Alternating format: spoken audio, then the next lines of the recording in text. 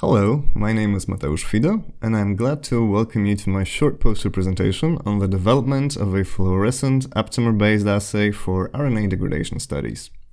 Our main research objective was to create a high-throughput tool which would allow us for screening as well as assessment of the activity of RNA 5' end interacting proteins.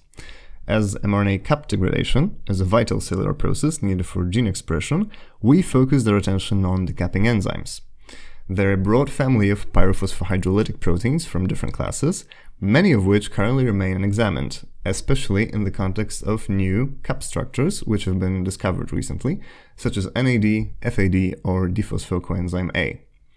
The 5' and RNA degradation pathway looks something like this. We have a 5' capped RNA, which at some point in its life cycle binds to a decapping enzyme, which turns it into a monophosphate RNA.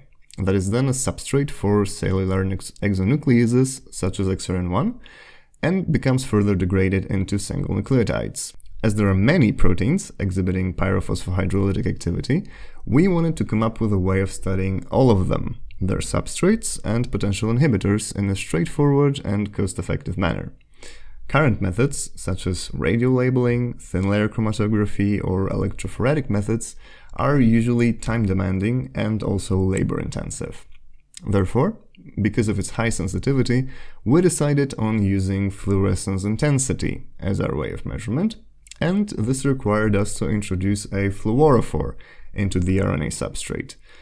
And that is where aptamers come in. Fluorescent vegetable sequences, such as spinach and its modifications, are short RNA sequences creating a bright fluorescent complex upon binding of its specific ligand.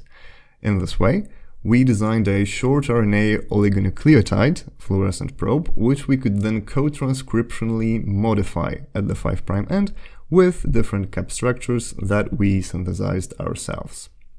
Such a probe was then incubated with the decapping enzyme in question, and at this point two options were possible.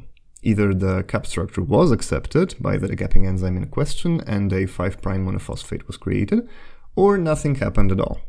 Either way, we treated the sample with XRN1 and subsequently thermally refolded it with the proper ligand, allowing for binding. If the RNA remained intact, high fluorescence intensity was observed. Otherwise, we saw a lowering of fluorescence proportional to the decapping enzyme's activity, as less RNA was available for binding, naturally after controlling for all other factors such as XRN1 activity. After that came the optimization process. We needed to come up with proper concentrations of RNA, fluorescent ligand, and the applied enzymes. We also determined and realized a high-throughput way of large-scale RNA probe synthesis and purification using HPLC. After performing all the capping experiments, we also validated them by use of boronate affinity electrophoresis. That is a known literature method to better separate capped and uncapped RNA.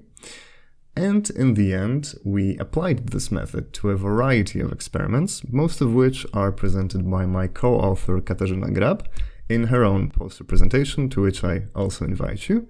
But mainly we created the activity specificity profiles for a variety of decapping enzymes, created a kinetic model for decapping activity of human DCP1, DCP2 decapping complex, and tested some inhibitors of a viral decapping protein D9. Finally, I'd like to thank all my co-authors and lab colleagues with whom I have had the pleasure of working with, as well as the National Science Center for funding this research. Also, thank you for your attention.